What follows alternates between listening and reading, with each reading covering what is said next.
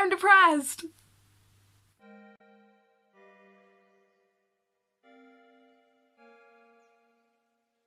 My camera keeps falling because you are balanced on a yoga mat and a book, and that's it. So let's speak as fast as we can before you fall over. I was inspired to make this video after I saw Sarah Hawkinson's video on bullshit self-care, and I was like, I see a lot of bullshit self-care. I might have something to contribute to this conversation. So here I am. If you go on your Instagram Explore page, you will probably see posts like this. Insert shitty self-care post here. Self-care is not Lush bath bombs. It's not face masks. It's not watching cute movies until you don't want to cry anymore. It isn't that. That is Instagram self-care.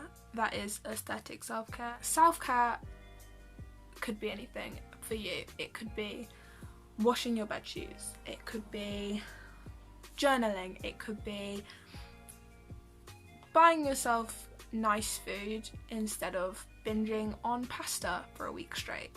It's personal, and it's not just an all-encompassing bath bomb from Lush. That's not self-care, that is treating yourself.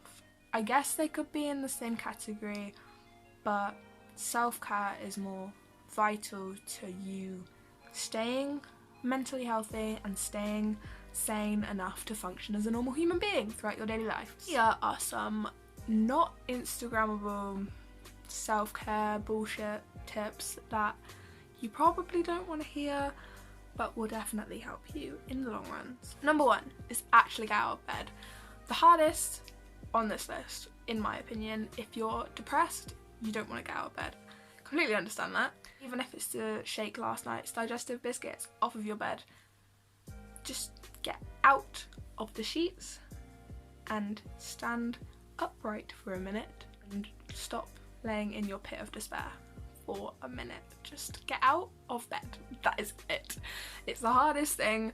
I can't say much else apart from you just need to get out of bed.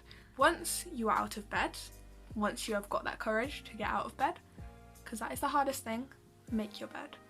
Even if, like I said, it's brushing off last night's digestive biscuits, shaking your sheets and just doing them again, then that is great and you have done so much already. Even if you don't do much else that day, that is still something to be so proud of, is that you got out of bed, you made your bed, you might have got straight back in it, you might have changed pyjamas, which, by the way, big life hack, feeling really depressed, change pyjamas. Instantly done something for the day. You could go the extra mile and wash your bed sheets. I do that all the time. That is my self-care. Obviously basic hygiene, but like I take it a bit too far. Feeling hygienic even when you can't go for like a shower or a bath. You just put some dry shampoo in your hair. You'll be fine. Point number 2 is big for me. If you're skipping college, tell them that you're skipping college. I skip college all the time. My attendance is so low.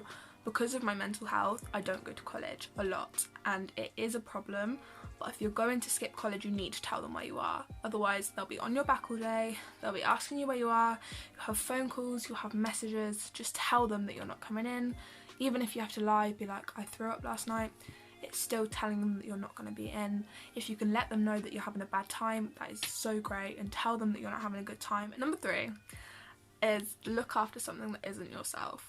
I have a shit ton of plants everywhere in my room. I have a rabbit, I have a hamster. I look after them when I can't look after myself. It gives me motivation to get out of bed. It gives me motivation to like not spend all day in my pit of despair if I can just like let Ludo out and he like comes up on my bed and he gives me a cuddle. It's great. So much easier to, when I feel shit, to look after something that isn't myself, because sometimes I don't feel like I deserve that self-care. But it still is self-care because you're still getting out of bed and you're still spending time not in your pit of despair, if you get what I mean. So even if it's just a cactus and you like spritz it with some water or something, it's still doing something and it's still an achievement, and that's still something that you can put onto your list of stuff that you've done to make yourself not feel like you've wasted a whole day watching Gossip Girl. Tip number 4 is huge for me. To give yourself small stupid goals that you can just They don't even have to be like important. It could just be something like stupid. When I've been at my lowest, having small stupid goals has kept me here. It's kept me alive. It's kept me like having something to look forward to, even if it's just stupid shit like get enough face masks from Lush so that you can get a free one, which is ridiculous. It's a ridiculous goal to have, but it's my goal. That is one of the things that like I have to look forward to.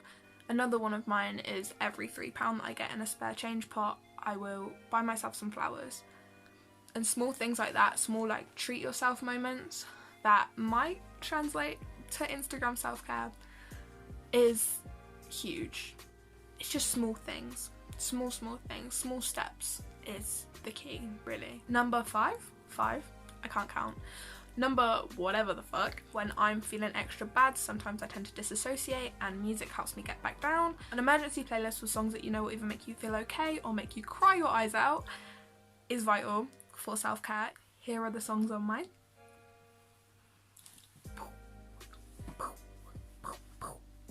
The last and final point is to know that therapy is okay and asking for help is okay. When you feel like no amount of self-care is going to get you out of the pit that you feel like you're in, a Lush bath bomb is not going to save you.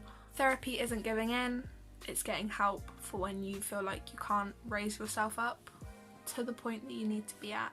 Speaking of therapy, I have a therapy appointment in a couple hours. I'm using it, you should use it. Last but not least, there is a text line for people that are in a crisis that I've used quite often when I am feeling really low. If you text 85258, someone will respond. Hopefully this video made some sort of sense to someone. I'm not quite sure what I said. I kind of rambled for 20 minutes straight, but that's fine. That's me. That's what it's going to be every single video, I think. I hope you enjoyed this video explaining the differences between self-care and Instagram self-care, because there are lots of differences between Instagram self-care and actual self-care. Just remember that it's not all sunshine and rainbows all the time, and that sometimes you do just need to put on a fresh pair of pyjamas, shake the popcorn out of your bed, and use dry shampoo instead of going for a bath, because my phone just collapsed. So I hope you enjoyed this video. If you did, like it, comment, maybe subscribe, who knows. There'll be more videos coming your way super soon, freshly baked for you. Yeah, look at David Bowie's face in the corner. Bye.